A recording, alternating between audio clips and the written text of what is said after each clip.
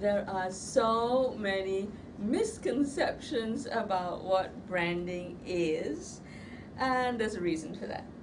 Let me just tell you how branding started. History of branding, if you like. You know those old cowboy movies, and you see those cows being herded, and you see they have double X ranch, triple X ranch. Those were brands. Okay, so that's how branding started. It was because you wanted to mark the cows so that when they wandered off, people knew which ranch they belonged to, which farmer owned those. So later on, as branding evolved into an identity, people still thought about branding as being a mark, an advertisement.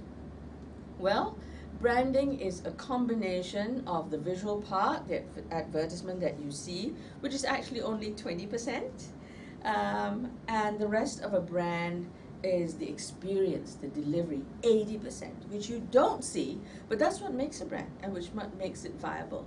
But the 20% is the most expensive part. So that's the part that people are more conscious of, but you don't have to spend a lot of money on branding, honestly. That's the good news. What you need to do is just have a branding mindset. So let me just give you a formal definition of what is branding. Branding is the foundation of marketing. In other words, you do marketing because of branding. And it is inseparable from business strategy. Your business strategy must be built on your brand.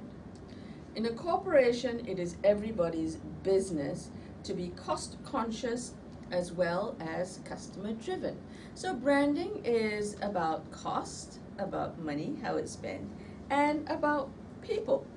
It's about the customers, and it pertains to marketing. So that is really what branding is. You want to know who said it? It's Vincent Grimaldi, who was the leading strategist in customer-oriented change management. And branding is very exciting because you start out with leadership. If the leaders are not living out the brand, oh boy, you're in trouble. So as an entrepreneur, you have got to carry your brand. You are the custodian of your brand.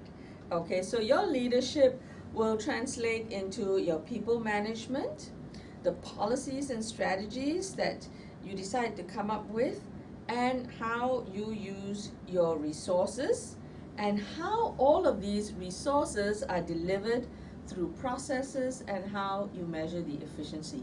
These are what we call the enablers of branding. These are the things which make your brand deliverable and make it even sustainable.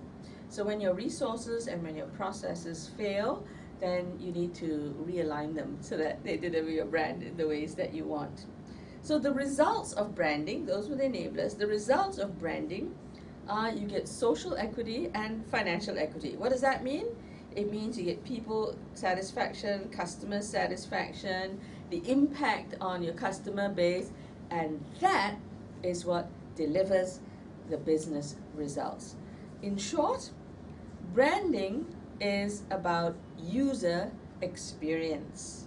When the user has a good experience, they will keep coming back to your brand. They will look for the visual part, they'll come back to it, they will stay loyal to it, they'll bring their friends, bring their family into it, and there you have a sustainable brand.